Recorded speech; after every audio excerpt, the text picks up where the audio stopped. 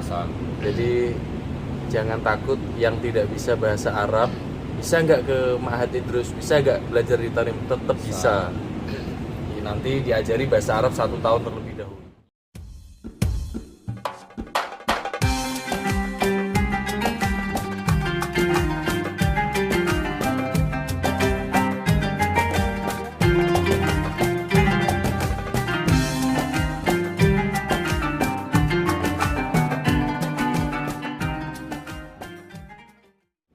Assalamualaikum warahmatullahi wabarakatuh.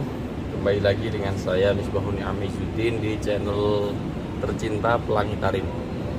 Jadi kali ini kita akan mengulas sedetail-detailnya insya Allah tentang Ma'had Idrus, salah satu lembaga pendidikan yang ada di Tarim Hadramaut, Yaman. Dan alhamdulillah kita sudah bertemu langsung dengan mas'ul perwakilan Ma'had Idrus cabang resmi yang ada di Indonesia.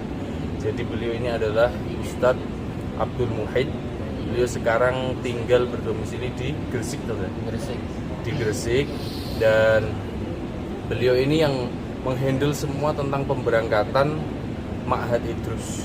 Jadi siapa saja yang ingin mendaftar ke Ma'had Idrus ini harus melalui beliau yang ada di Gresik, mendapatkan amanah, mendapatkan kepercayaan dari Dr. Abdullah bin Abdul Qadir Al-Idrus, mudir dari Ma'had Idrus ini sendiri.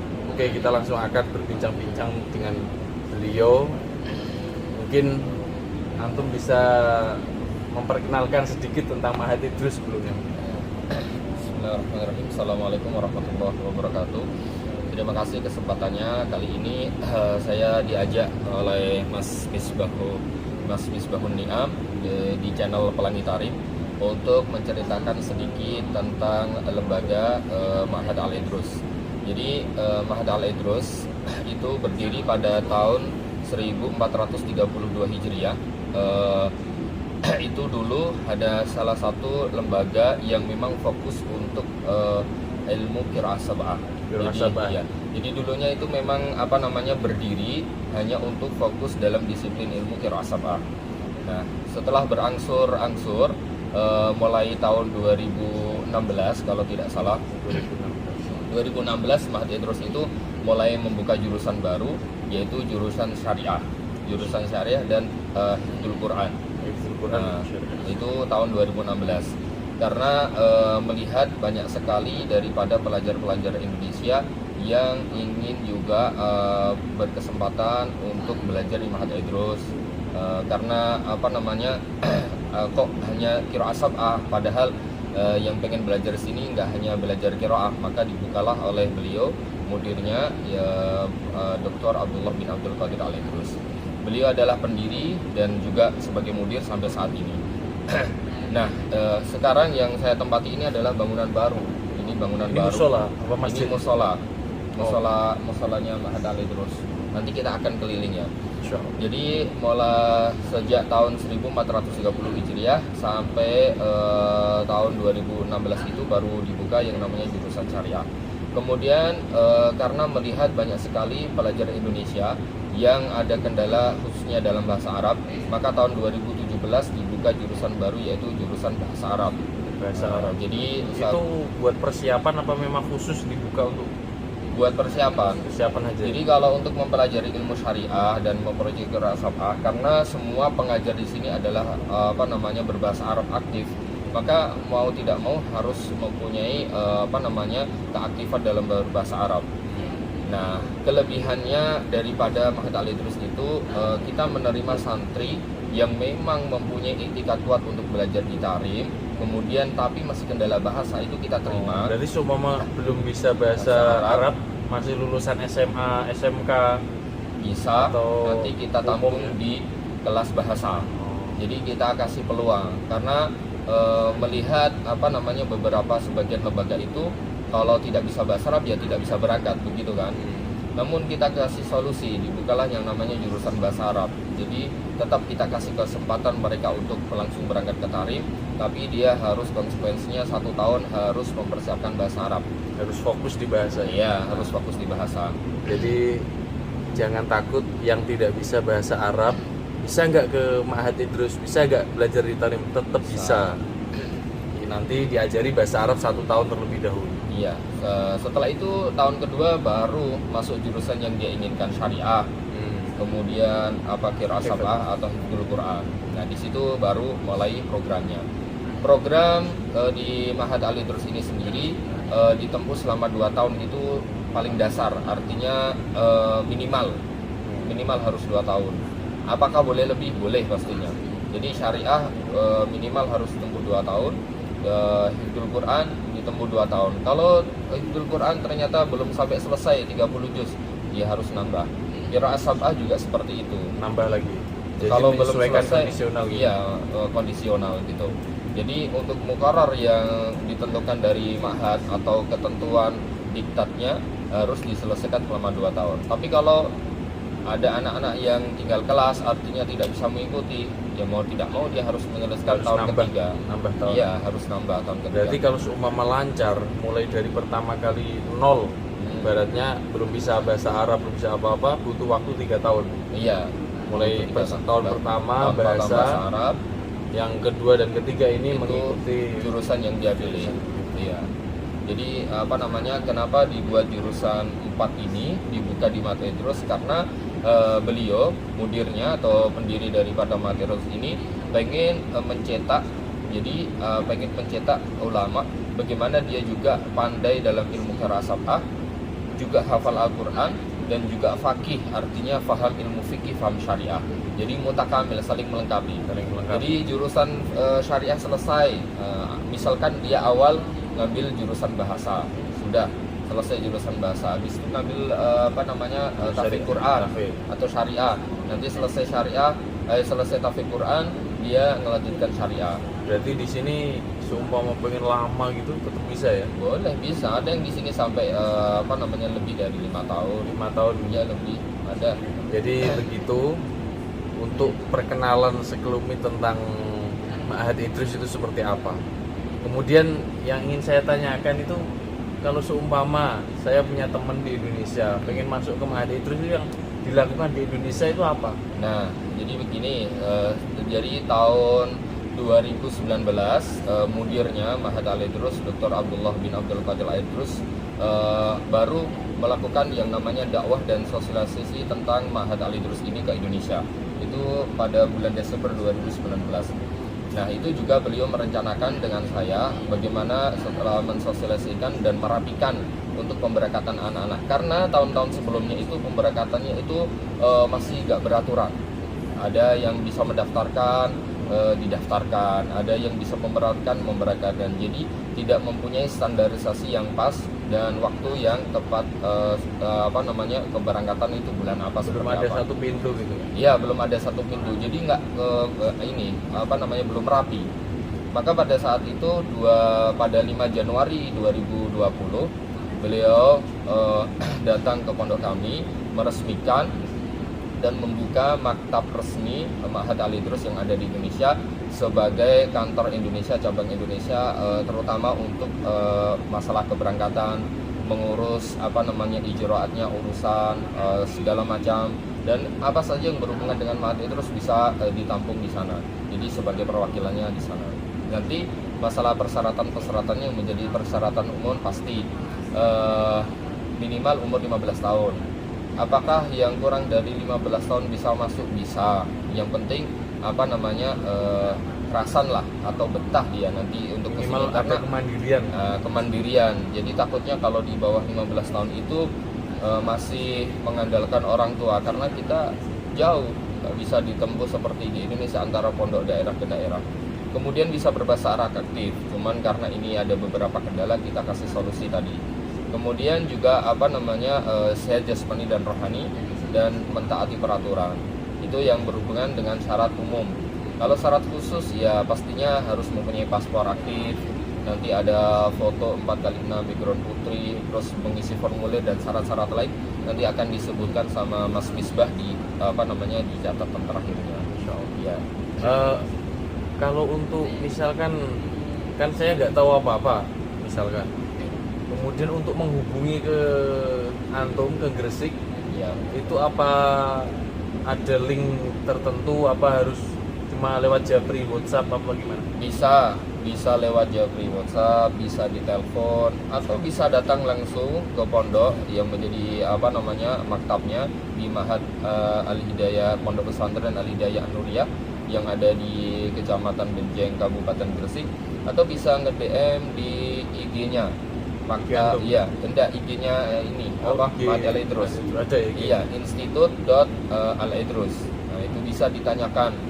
Di situ nanti akan di-share perkembangan-perkembangan. Bisa juga nanti. Kalau untuk tes untuk masuk ada nggak kira-kira? Biasanya kita adakan pembekalan semacam dauratul qabul. Jadi kita kasih biasanya setiap tahun sebelum keberangkatan ke Tarim, anak-anak baru, santri-santri baru yang mau berangkat ke Ma'had Al-Idrus kita tampung di pondok di sana di maktabnya. Kita kasih pembekalan. Berapa lama itu? Sekira 1 mingguan. 1 mingguan. 1 mingguan kita kasih pembekalan tentang Tarim itu seperti apa, adab-adab masuk Tarim itu seperti apa yang harus dipersiapkan ke Tarim, karena kota Tarim ini kita ketahui bahwasanya kota wali dan kota ulama yang perlu kita ketahui sebelum masuk ya. Makanya selain itu juga kita kasih pengenalan tentang tertib atau kegiatan di Ma'had. Karena kegiatan yang ada di pesantren di Indonesia dengan kegiatan di sini terkadang kan beda. Seperti sini diwajibkan dari mulai bangun tahajud, kemudian baca ini sampai isyarat, nggak boleh masuk kamar. Nah itu kan juga padat sekali. Nah itu kita kasih kasih pembiasaan seperti itu. Kemudian habis maghrib, habis isya kegiatannya seperti apa itu kita kenalkan. Kemudian kita kenalkan juga peraturan-peraturan. Tidak boleh menggunakan handphone, tidak boleh keluar hanya waktu-waktu tertentu. Handphone pun dibatasi, hanya boleh waktu libur, biar fokus gitu. Nah itu kita kenalkan seperti itu. Terus rokok tidak boleh. Di sini apalagi fatwanya ulama Tarim haram kan. Di sini tidak boleh sama sekali. Nah itu kan kita kenalkan karena beberapa yang memang belum bisa beradaptasi. Nah itu kita kenalkan di sana sebelum berangkat. Selain itu kita juga kasih penjajakan tentang bahasa Arabnya itu seperti apa. Mereka kita kasih semacam tes-tesan lah gitu. Kemudian baca Qur'annya seperti apa. Iya, ndak asal-asal gitu kan. Ndak bisa bahasa Arab, ndak tahu huruf-huruf Arab, kaget nanti. Bahaya kan nanti bagaimana. Nah, itu kita tampung di maktabnya di Ma'had Al-Idrus Indonesia. Kemudian untuk ini yang paling penting, biaya. Biasanya yang paling ditanyakan itu masalah biaya. Oh iya, untuk gimana? Biaya di sini dari jurusan satu ke jurusan lain itu berbeda-beda. Nanti ada di lampiran di brosurnya akan lebih lengkap.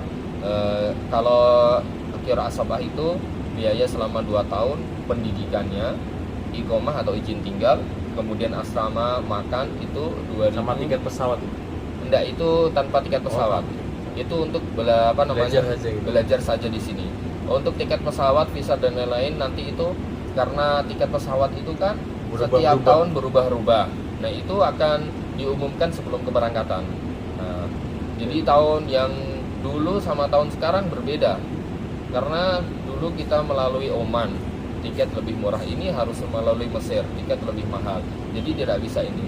Cuman yang bisa menjadi patokan untuk biaya belajar di Rosa, Qiraah Sab'ah selama 2 tahun $2.050. $2.050. Iya. Kemudian kalau rupiah kira-kira rupiah itu mungkin 31-32 juta. Selama 2 tahun. Selama 2 tahun udah nggak ada apa-apa ya? Nggak ada. Makan ditanggung. Asrama, pendidikan, air bersih, listrik semuanya. Kecuali uang saku dan kitabnya ya. Nah itu dia sendiri. Kemudian Qiraah Sabah sudah, kemudian syariah itu selama 2 tahun $2.850. Berarti berapa itu rupiahnya?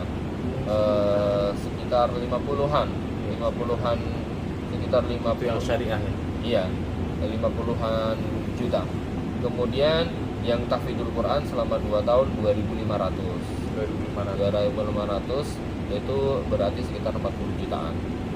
Kemudian yang bahasa Arab itu pendidikannya 1 tahun sama iqomah 2 tahun itu sekitar 2.350. Nanti pendidikan sudah mencakup izin tinggal, makan asrama 2 tahun, tapi pendidikan setahun. Tahun keduanya tinggal masuk syariah, tinggal dia bayar pendidikannya syariah, tidak bayar pondoknya. Untuk tahun ketiga dan keempat dan seterusnya, untuk biaya perjurusan itu lebih murah. Dibayar per tahun. Berapa itu? Kalau kalau di syariah itu 950. 950 itu per tahun ya? Per tahun. Kemudian sebentar saya buka, karena rinciannya banyak sekali. Nanti kalau butuh formulir apa bisa kami share. Untuk biaya tahun kedua Qiraah Sab'ah itu $550 per tahun. Itu semuanya udah sama makan? Sudah sama makan. 1 tahun itu sudah sama makan, sudah sama asrama, sudah sama pendidikan. Kemudian tahfidzul Quran $800. Kemudian syariah $950. Ya, jadi segitu untuk biayanya. Ada biaya pemberangkatan Beda, nanti pemberangkatannya biayanya beda. Nanti biasanya akan diumumkan ketika sudah selesai pendaftaran semuanya, nanti akan umumkan. Jadi dibedakan di sini, ada biaya pemberangkatan itu nanti ada sendiri. Itu tergantung tiket yang mahal atau murahnya tiket. Kemudian ada biaya pendidikan, tadi sudah dijelaskan sama beliau dengan lengkap. Ada biaya kalau sudah habis masa 2 tahun selama di sini, 2 tahun mau masuk tahun ketiga kan udah habis. Nah itu nanti ada biaya yang lebih murah, tidak seperti biaya pada awalnya. Iya. Mungkin Dan tambahan lagi, mungkin nggak yang sudah punya keluarga mau belajar di sini? Mungkin ya. ada juga yang sudah punya keluarga belajar di sini. Jadi mereka tinggalnya tidak di asrama sama nama, tapi nyewa syuka atau nyewa apartemen. Nanti kalau belajar mereka di sini. Dan di sini apartemen itu macam-macam, nggak kayak di Indo mahal. Kalau di sini apartemen insya Allah murah. Kalau per bulan ya, nyewanya per bulan lebih murah. Jadi ini menjadi solusi lah gitu bagi yang ingin banget ke Tarim, mempunyai itikat kuat ke Tarim, tapi terkendala bahasa, kita membuka peluang. Kemudian juga dan juga lagi di Mahat Idrus ini, bagi yang tidak bisa, apakah itu biayanya dilunasi di depan atau tidak? Itu kalau memang ada uang, ada uangnya mau dilunasi ke depan, semuanya itu lebih bagus. Tapi kalau yang memang tidak mempunyai kendala biaya, itu dari idarah, dari mudirnya juga ta'awun, membantu gitu, dibayar setengah dulu, tahun keduanya dilunasi. Boleh dicicil lah. Nah, boleh dicicil. Itu salah satu enaknya di sini juga itu. Jadi seperti itu ulasan tentang Mahat Idrus. Sekarang kita pengen jalan-jalan, room tour, melihat-lihat boleh. seperti apa kondisi yang ada di sini. Seperti ini kan kita sekarang ada di musola. Di musola, jadi lagi nggak ada kegiatan, jadi sepi. Lagi liburan Idul Adha. Jadi sepi. Oke, mungkin langsung aja Boleh. kita Ayo jalan-jalan. jalan-jalan.